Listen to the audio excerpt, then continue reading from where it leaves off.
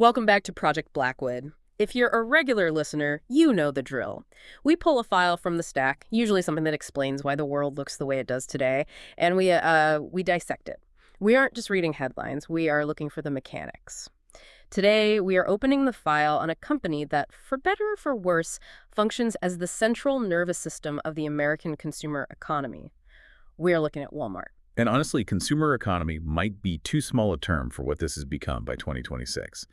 This isn't just a story about retail or cheap socks or, gallon jars of pickles. When you actually dig into the documents, the early letters from Sam Walton, the court filings from Germany, the acquisition data from the last 5 years, you realize this is a case study in three things: logistics, data, and ruthless adaptation. I think the adaptation part is what surprised me the most while prepping for this. Most people have this static image of Walmart. It's the big blue box. It's the place you go when you need everything and you need it cheap. But looking at the timeline, specifically from where we stand now in 2026, the transformation is just jarring. We are talking about a company that started as a rural experiment in 1945 and has somehow morphed into a $680 billion revenue tech conglomerate. Yeah, it's the headline number, right? $680 billion. But the central question we really need to answer today isn't about how much money they make. It's about survival. How did a company built entirely on physical dominance, on owning the literal ground beneath our feet and flooding it with concrete, survive the digital revolution? Right, because by all rights, they should be dead. They should be. I mean, look at the casualty list. Sears, Kmart, JCPenney, these were titans. And they were gone, or they're ghosts. Walmart was built on the same chassis as those companies. They should have been the next dinosaur to fall into the tar pit when Amazon showed up. But they weren't. So that's our mission today. We need to figure out how they built a moat, how that moat almost dried up, and then how they managed to dig a new one filled with server farms instead of water. Exactly. And to do that, we have to map this out properly. We're going to trace the foundational mindset of the founder, Sam Walton, because his psychology is still, I would argue, embedded in the algorithm today. We'll look at the soft monopoly of the early years, the absolute disaster they faced in Germany, which is a forensic file all on its own, and finally, the pivot to the data-to-drama war against Amazon that really defines the 2020s. Let's start at the beginning, and I don't mean the first store, I mean the psychology. To understand the Walmart of 2026, you're saying we have to understand the world of 1918. 1918 is when Sam Walton was born, in Kingfisher, Oklahoma. But the date that really matters is the decade that followed. Yeah. He grows up right in the teeth of the Great Depression. We hear about the Depression a lot in these business histories, but connect the dots for me. How does that specifically engineer the Walmart culture we see today? You really cannot overstate how much that specific type of economic volatility shapes a person's neurobiology, really. Walton developed what psychologists and now business analysts would call a permanent scarcity mindset. When you grow up wondering if the bank is going to close or if there will be food next week, you develop an obsession with efficiency, with waste. So it's not just about being cheap, it's a survival mechanism. It's a trauma response, in a way. It instilled this rigorous commitment to self-reliance. For Walton, spending a penny that didn't absolutely need to be spent wasn't just bad business. It felt dangerous, deeply dangerous. He carries us all the way through the University of Missouri, graduates in 1940, and then lands a job as a management trainee at JCPenney. Okay, and this is where he picks up the infamous penny idea. I've seen this referenced in the notes, but was it actually a concrete strategy or just, corporate rah-rah? Oh, it was a doctrine. He was only there for about 18 months. But he absorbed this 7-point business philosophy like a sponge. And the core of it, the real takeaway for him, was serving the public with high-value goods for the lowest possible margin. This is the embryonic stage of everyday low prices. It wasn't just a marketing slogan to get people in the door. For Walton, coming from that Depression upbringing, it was almost a moral imperative. You have a duty to not overcharge the customer. Okay, so he has the philosophy. He serves in Army intelligence during World War II, which, now that you say it, probably explains the obsession with information we'll see later. And he comes back wanting to start his own thing, but he's broke, right? Absolutely. He has $5,000 in savings. That's it. He has to borrow $20,000 from his father-in-law, Leland Robson. And in 1945, he uses that to buy a Ben Franklin franchise. But the location is the key. He buys it in Newport, Arkansas. We're calling this the Newport lab in our notes. So why? What was he testing there? He was testing logistics before he even knew what the word meant. This is what we're calling revelation moment number 1. It's the genesis of the hub and spoke model, even if it's on this tiny micro scale. So Walton realizes that Newport is a small town, The nearest city prices are a 4-hour drive away. So he's totally isolated. Right. But he sees that as an opportunity. He realizes that if he prices his goods competitively with those distant cities, he doesn't just get a slice of the Newport market. He gets all of it. He captures the local volume, because why would anyone drive 4 hours if Sam is the same price right here? He's plugging the leakage, he's keeping the dollars in the community, or more specifically in his register. And it works aggressively. I mean, the numbers are crazy. He grows sales from $80,000 to $225,000 in just 3 years. In the late 40s, that is a fortune. He is absolutely killing it. But then we hit the first major failure, the lease. This part of the story always frustrates me. He's a smart guy. He's obsessed with details. How does he mess up a simple lease? It wasn't that he messed it up, exactly. It's that he was naive. The lease didn't have a renewal clause. And the landlord, who'd been watching the store's volume just explode, realized the value wasn't the building. It was the business location Walton had built up. So the landlord essentially says, "Thank you very much. I'll take the store now. I'm not renewing your lease." And he bought the store's inventory and fixtures and gave the store to his own son. That is brutal. You build the engine and someone else just steals the car. It was the inciting incident. That failure, that loss, is what drove him to Bentonville in 1950. But more importantly, it solidified a strategic obsession that defines the company to this day: control. You never, ever let someone else hold the keys to your destiny. You have to own the real estate, or you have to control the terms so tightly that they can't move you. So he licks his wounds, moves his family to Bentonville, and opens Walton's 5 and 10 on the town square. And looking at the map, this wasn't a random choice either, was it? No, not at all. It was tactical.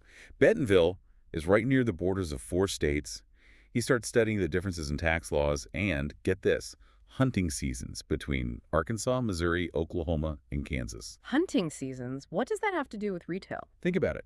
If duck season starts a week earlier in Missouri, people over there need ammo and gear. If he stocks that gear in Bentonville and prices it right, he can pull people across the border. He's already thinking about catchment areas. How far a human being will travel for a deal decades before McKinsey consultants were writing papers about it. He was a natural. So by 1962, he and his brother Bud have built a nice little regional network, 16 stores, I think.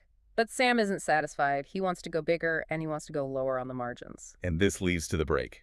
This is the moment. He goes to the Ben Franklin executives, the suits in Chicago, and he proposes this radical idea. He says, let's build massive stores, basically warehouses, in rural areas, and let's sell everything at a tiny margin to drive massive volume. And the suits say no. They laughed him out of the room. Yeah. I mean, you have to understand the retail dogma of 1962. The belief was that discount stores need density. You put them in Chicago, New York, St. Louis. You need millions of people to make pennies add up. Their view was, why on earth would you put a giant store in a cornfield? It does sound counterintuitive, even now. It was. But Walton knew something they didn't. He knew that rural customers were underserved. They were paying higher prices because they had no options. If you gave them a city price in a country town, they wouldn't just shop there. They would worship there. Yeah. It would become the center of their lives. So because Chicago said no, he decides to do it himself. Rogers, Arkansas, July 10, 1962, the first Walmart. And that decision, that rejection by Ben Franklin is the reason we are talking about Walmart today. If they had said yes, Sam Walton would have just been a very successful franchisee, a historical footnote. The rejection forced him to go independent. It forced him to bet the farm on this completely contrarian idea. Okay, this moves us into what we call the soft monopoly era, which is roughly 1962 to 1990. This is where the empire actually gets built. But I want to push back on the word monopoly. That implies no competition. There was competition, wasn't there? Oh, there was, but not where he was looking. That's the genius of it. The strategy was fascinatingly defensive. He avoided direct combat. Sears and Kmart were the titans. They were fighting for the suburbs of Atlanta and Dallas and Phoenix. Walton knew he didn't have the capital to beat them there, so he saturated rural Arkansas, Missouri, and Kansas. He went where they weren't. Exactly. And by being the only game in town, Walmart became the community hub. It was a soft monopoly. You don't need to be illegal to be a monopoly. You just need to be the only viable option within a 30-minute drive. If you're the only place to buy school supplies and tires and underwear, you own the consumer, period. Let's look at the metrics, because the growth trajectory here is just, it's a hockey stick. 1967, 24 stores, $12.7 million in sales. 1969, incorporation. But to really scale, they needed massive amounts of cash. Right? Building stores is expensive. Stocking them is expensive. And this leads to the IPO in 1970. They offered stock at $16.50 a share. But here's the nuance, and this goes back to that scarcity mindset. Sam Walton didn't go public to buy a yacht or a private island. So what was the capital for? It was purely to fund the distribution network. He realized that if he was going to serve these rural towns efficiently, he couldn't rely on third-party wholesalers. They were too slow and way too expensive. He needed to build his own supply chain. He needed to control it. And this is where we get to the moat.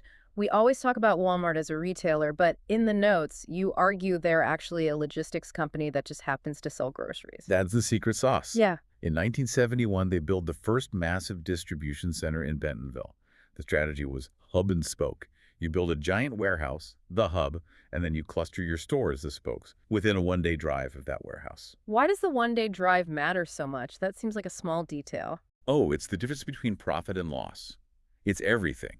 If a truck can leave the warehouse, drop off goods at several stores, and get back to the warehouse in one shift, you don't have to pay for the driver to sleep in a hotel. You don't have the truck sitting idle overnight. You are turning the inventory faster than anybody else. Speed was the weapon. So while Sears was buying expensive real estate in downtown Chicago to look prestigious, Walmart was buying trucks and timing. They were buying speed. And then they started buying technology.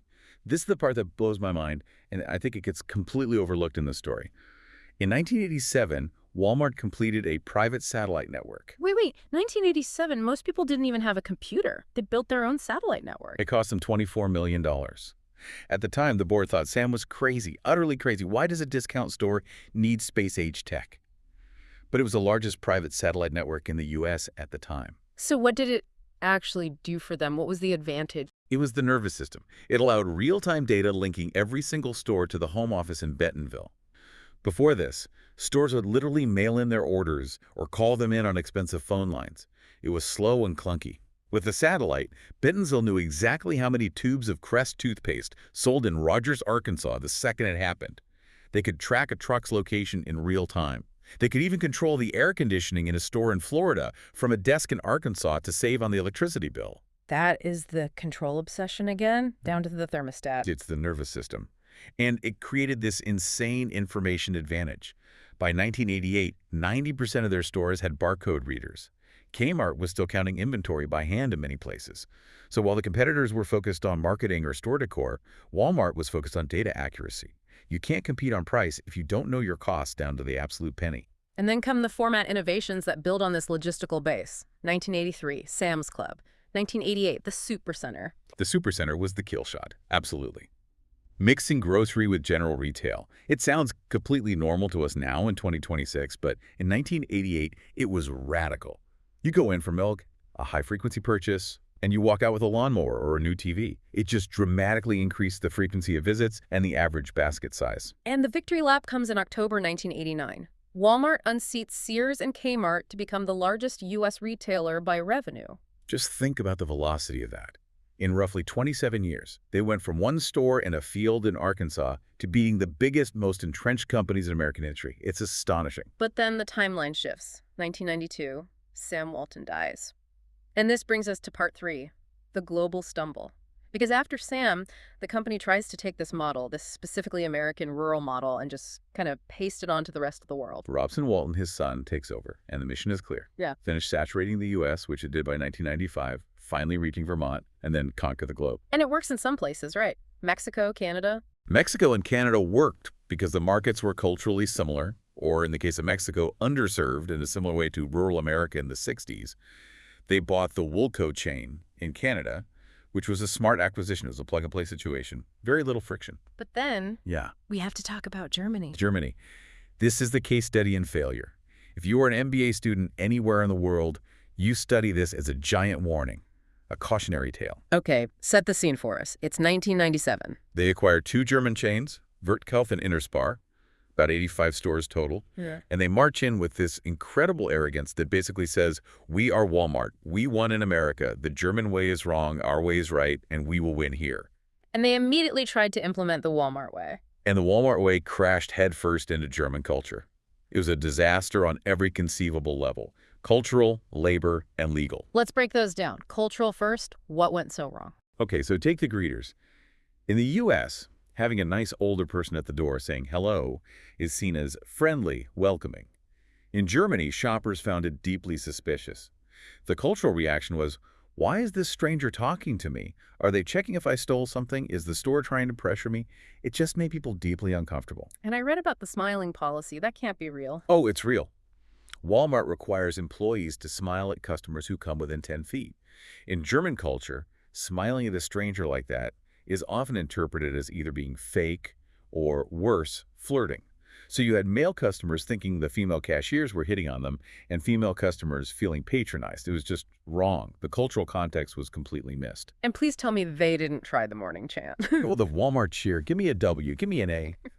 In Arkansas, maybe that builds team spirit. In Germany, the employees found it mortifying, humiliating. You have to remember, this is a culture that is very skeptical of forced group conformity for, historical reasons. They essentially rebelled against it. It was a joke. But the culture stuff, while embarrassing, isn't what actually killed them, right? It was the law. Correct. This is the critical business lesson. Walmart's entire strategy is what economists call predatory pricing. You sell goods below your own cost. You lose money on every gallon of milk to drive the local competitor out of business. Once they're gone, you can raise the price. Standard operating procedure for them in the U.S. for decades. Right. But in Germany, they have very strong laws against this. The German High Court looked at Walmart's pricing strategy and said, 9. They blocked it. They have strict laws designed specifically to protect small businesses from exactly this kind of tactic. So their one trick, their main weapon, the financial leverage to bleed out opponents, was illegal. Exactly. Their core competency was against the law. So without the pricing advantage, and with a brand that customers found weird and intrusive, they were just a bad store bleeding money. Plus, they fought with the Verdi Union, which is incredibly powerful in Germany. They just didn't understand that in Germany, labor is a partner, not simply a cost to be minimized. So how did it end? They exited in 2006 with a $1 billion pre-tax loss. That's a billion with a B. It was a complete and utter humiliation. But it was a lesson, a very expensive lesson. It proved that the everyday low prices model wasn't a universal skeleton key. You couldn't just export it anywhere and expect it to work.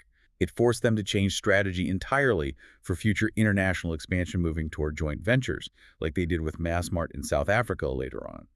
They realized they needed locals to run the show. So while they're struggling and failing in Germany, back home in the 2000s, the narrative is shifting. They are no longer the underdog. They're becoming the boogeyman. We call this the Walmart effect. This is their middle age crisis. By the early 2000s, they are massive, unavoidable. And the socioeconomic data starts to come out, and it paints a very, very complicated picture. We have to look at the balance sheet of their impact on America. On one hand, you could argue they're the greatest anti-poverty program in the country. That's the argument, and it's a strong one. Multiple studies suggested they saved low-income families about $3,100 a year on their grocery and household bills. That is significant. That's a rent payment. That's gas in the car. That is real money in the pockets of the working class. But on the other hand, the destruction, the creative destruction. The research by economist David Newmark is pretty damning on this front. The study showed that opening one Walmart store kills, on average, 3 local jobs for every 2 it creates. Wait, walk me through that math. How do you lose jobs by opening a store that employs 300 people? Because those 300 jobs at Walmart displace the jobs in the local hardware store, the local grocer, the local tire shop that all go out of business. And those local businesses usually had an owner, a manager, a bookkeeper, sales clerks.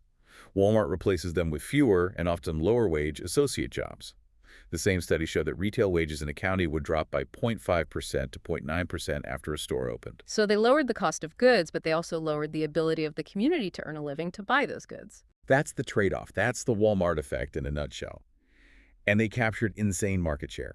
In places like Oklahoma, they were capturing 50% of all grocery cash flow in the entire state. Which is staggering dominance. But I want to argue that this very dominance actually made them lazy, complacent. You're absolutely right. They got fat and happy. They were number 1 on the Fortune 500 in 2002, but the brand was suffering. It was seen as cheap, not just in price, but in quality and spirit.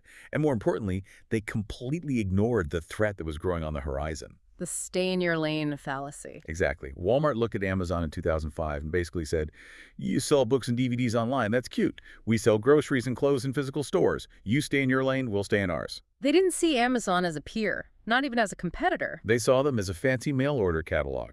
And that arrogance That blindness gave Amazon about a 10-year head start. It allowed Amazon to build momentum and infrastructure without Walmart using its massive capital to crush them early on, which they could have. Which brings us to the existential crisis. Part 5. The digital panic. Around 2015, the alarm bells finally started ringing in Bentonville. And they were ringing loud. The numbers were undeniable. Walmart's e-commerce growth had slowed to a crawl around 12%. Meanwhile, Amazon was growing at 24% every single year. The lanes were vanishing. People were buying toothpaste and dog food on Amazon. The realization finally hit. Omnichannel was the future. If you didn't sell online and offline seamlessly, you were going to die. The physical moat was drying up. So they make a massive move in 2016. They buy Jet.com for $3.3 billion. Now, at the time, people really scratched their heads. Jet.com wasn't making any money. Why spend over $3 billion on a struggling startup? Let's be very clear about this. They didn't pay $3.3 billion for a purple website or a customer list. They paid $3.3 billion for Mark Lohr. The founder of Jet. It was a talent grab. An acqui-hire, as they say in Silicon Valley. Walmart's internal culture was too rigid to retail to understand digital. They knew they couldn't build it themselves. They needed a Silicon Valley brain. They brought Lohr in to essentially reboot their entire digital strategy from the ground up. And this leads to revelation moment number 2, the asset flip. This is where the story gets really interesting for me. This is my favorite part of the modern Walmart pivot. It's so clever. For years, Wall Street and analysts looked at Walmart's 4,000-plus stores as a liability. They were old school. They cost a fortune to heat and cool and staff. Amazon didn't have stores, so they were seen as lean and asset light. But then the logic flipped entirely. Walmart and Mark Lohr realized, wait a minute, 90% of the U.S. population lives within 10 miles of Walmart. That's a crazy stat, 90%. 90%. So they realized these aren't just stores. These are forward-deployed fulfillment centers. They are micro-warehouses that the customer already drives to. Or they are hubs for delivery that are much, much closer to the customer's home than Amazon's massive centralized warehouses. Exactly. Amazon has to fly a package from a giant hub in Kentucky or California. Walmart just has to drive it 3 miles from the store that's already in your town. And when the pandemic hit in 2020, this strategy saved them. The curbside pickup explosion. They were perfectly positioned. Yeah. They pivoted almost overnight to using stores for pickup and delivery. Fiscal year 2021 revenue hit $559 billion, driven largely by this massive e-commerce surge. They turned their biggest liability, that enormous physical footprint, into their single biggest asset against Amazon. So now we're looking at the present day, or the very near past, looking back from our perch in 2026. This is part 6, the tech-first future, and I want to spend some real time here because this is the part of the story that I think most people still miss. Walmart isn't a grocery store anymore. The identity shift is complete. The biggest signal was in November 2025, when Walmart moved its stock listing from the NYSE to the NASDAQ. That seems symbolic. Does it actually matter which exchange they are on? It matters a lot for perception and, more importantly, for capital flows. The NYSE is for banks, industrials, old-world companies. The NASDAQ is the home of Apple, Google, Microsoft, Amazon. By moving there, Walmart was declaring to investors and to the algorithms that drive trading, we are a tech company. Value us like a tech company. And the business model has fundamentally changed to match that claim. They aren't just selling goods anymore, they're selling data. This is the entity known as Walmart Connect. This is their advertising business. You have to understand the margin profiles here to get why this is so important.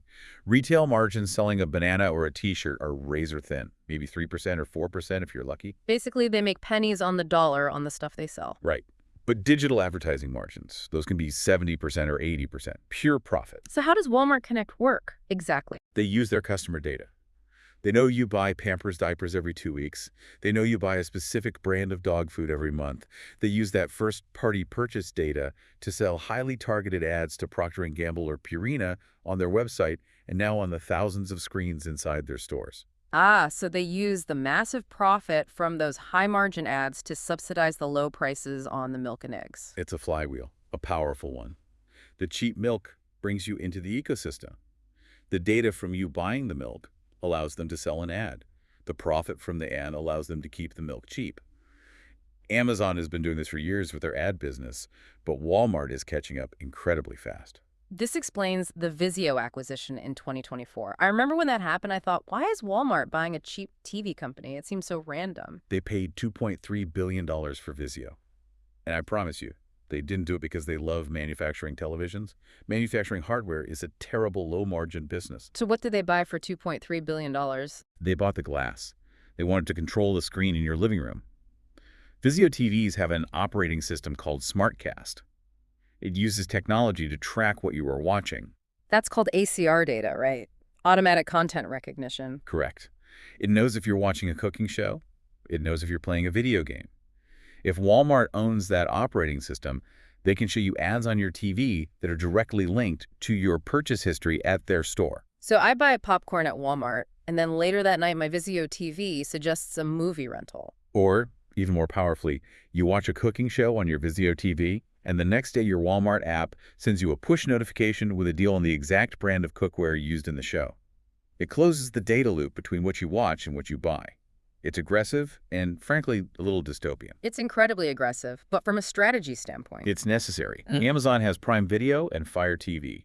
They already own the eyeballs in the living room. Walmart needed an answer. They couldn't just cede that territory to Amazon. Let's talk about the price war, because by 2025, the gap is getting really, really narrow. Data from 2025 shows Walmart has closed the price gap with Amazon to just 4–5% in most major categories. In some areas, like video games, Walmart is actually 3% cheaper on average, which is remarkable. But Amazon still wins on baby products, I saw. Amazon is still about 7% cheaper on baby products. They use it as a loss leader to get young families hooked on Prime. But the fact that it's this close across the board shows that Walmart's logistics, that old hub-and-spoke model now refined with robotics and AI, is still incredibly potent. And financially, they are just a beast. Revenue surpassed $680 billion in 2025. The biggest company in the world by revenue. I checked this stock split history. It's wild. They did another 3-for-1 split in 2024. If you had bought 100 shares in the 1970 IPO for $8,650, you would have over 614,000 shares in 2024. That is generational wealth. That is my grandkids don't have to work kind of money. And speaking of wealth, the Walton family still owns about 45–50% of the company. Why is that important for the strategy? Usually, founders and their families sell off their stakes over time. It allows for what the business world calls long-termism. Public markets are obsessed with the next 90 days, with the next quarterly report. If a CEO of a normal public company wants to spend $16 billion to buy Flipkart in India, which Walmart did, Wall Street might freak out about the quarterly earnings taking a hit. The stock would get hammered. But if the Walton family controls the board and says, "We believe in this for the next decade, do it," it happens. They can ignore the short-term whining from analysts. They can endure financial pain and make massive long-term bets that other companies simply can't. That family ownership structure is a moat in itself. Which brings us to the lessons, part 7. When we look at this entire arc, from the Newport lease failure to the Vizio data mining, what are the big takeaways? Well, let's play a quick what-if first. I always love a counterfactual. Hit me. What if Walmart had bought Amazon in 2002? They could have. Amazon was struggling financially after the dot-com crash. It would have been pocket change for Walmart at the time. We'd be living in a very different world. Probably a world with one single, unchallenged mega corporation controlling all of commerce. A frightening thought. Or what if they hadn't failed so spectacularly in Germany? Would they be the hegemon of Europe, too? It just shows that even giants have limits. Culture is a hard wall to break through with just cheap prices. There's also a huge irony here when you think about automation. A massive irony. Walmart was built on people. Sam Walton loved his associates. He called them partners. The friendly greeter at the door was the symbol of the company. But the projection is that by the end of 2026, they will have automated 65% of their store's supply chain and backroom functions. So the company built on people greeters is now being built on AI logistics. They are pivoting from a labor-intensive model to a capital-intensive model. They are replacing wages with watts, replacing people with robots. So if you're listening to this, whether you run a business or you just shop at one, what are the 3 core things you need to take away from the Project Blackwood file on Walmart? Okay, number 1, logistics is king. The product almost matters less than the distribution. You can have the best mousetrap, but if you can't get it to the shelf cheaper and faster than the other guy, you lose. Walmart didn't have better toothpaste than Kmart. They just had better trucks and satellites. Number 2. Adapt or die. Even the biggest, deepest moats, like owning 4,000 physical stores, can become prisons if you don't adapt to a changing world. Walmart turned their prison into a fortress by embracing omnichannel. They were willing to cannibalize their own store sales to survive the digital shift. And number 3. Culture travels poorly.